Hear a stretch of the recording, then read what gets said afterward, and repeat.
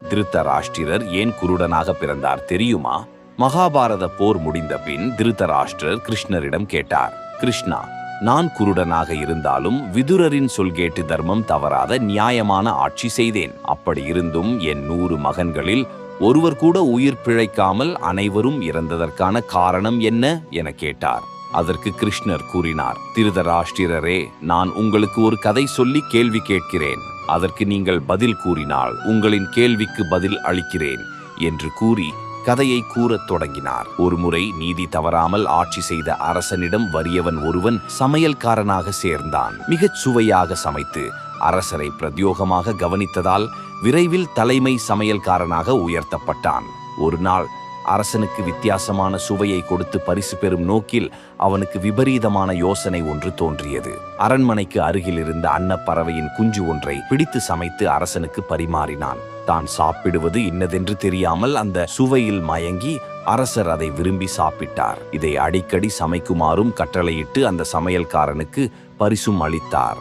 அவனும் அடிக்கடி அன்னப்பறவையின் குஞ்சுகளை பிடித்து சமைத்து கொடுத்தான். கிருஷ்ணர் கேட்டார், திருதராஷ்டிரரே, இப்போது கூறுங்கள், அரசர் மற்றும் சமையல்காரன் இருவரில் யார் அதிகம் தவறிழைத்தார்கள் என்றார். திருதராஷ்டிரர் கூறினார், ஒருமுறை வசிஷ்டரின் சமையல்காரன் அறியாமல் புலால் கலந்த உணவை பரிமாறினான். ஆயினும் உணவு உண்ணும்போது வசிஷ்டர் அதை கண்டறிந்து அவனுக்கு சாபமிட்டார். அந்த விவேகமும் எச்சரிக்கையும் இந்த அரசனிடம் இல்லை. சமையல்காரன் பரிசு பெறும் நோக்கில் அவ்வாறு செய்தான்.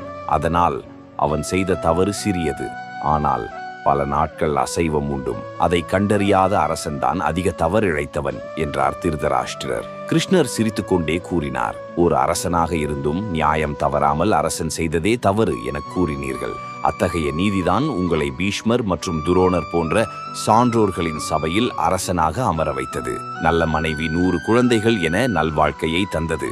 ஆனால் நான் சொன்ன கதை உங்களை பற்றியதுதான். நீங்கள்தான் அந்த அரசன். சென்ற பிறவியில் 100 அன்ன குஞ்சுகளை உணவாக சாப்பிட்டீர். அந்த தாய் பறவை எவ்வளவு வேதனை அடைந்திருக்கும்.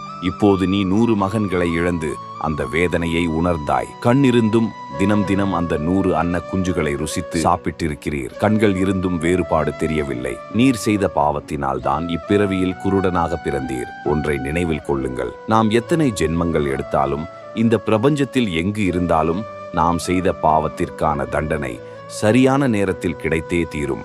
இதுவே நியதி என்றார் கிருஷ்ணர்.